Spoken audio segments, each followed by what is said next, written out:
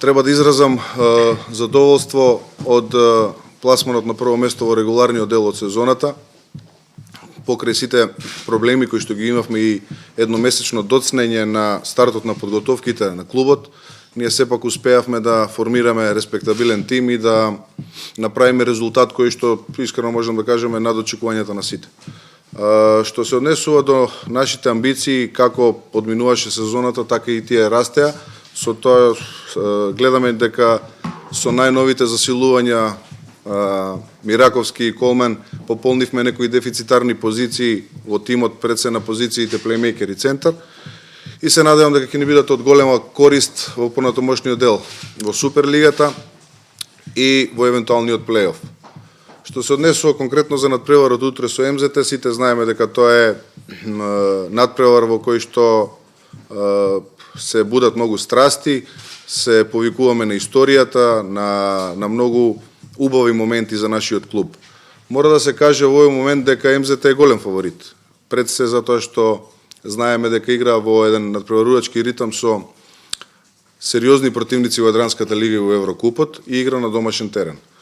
Но работнички не би бил работнички кога не би давал се од себе против било кого и било каде, па така и утре моите момци ќе излезат храбро на теренот и ќе го остават срцето во салата Борис Трајковски за да извлечат поволен резултат. За работнички поволен резултат е само победа. Што ќе се случи утре, ќе видиме сите, но јас искрено се надевам дека ние сите играчите и стручниот штаб ќе дадеме максимум и дефиницијата за успехот, ако ме прашате, тоа е да во секој момент кога ќе излезеш на терен дадеш на вистина најдоброто од себе. Тоа е мојата желба и би сакал да упатам порака до навивачите, пред се на моите, но и на навивачите на МЗТ Скопје, да биде фер, коректна борба.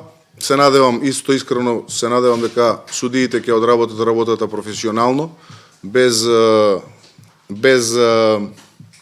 одреден притисок, туку дека ќе си ја завршат работата баш онака како што треба и да сите уживаме во вечното дерби на македонската кошарка.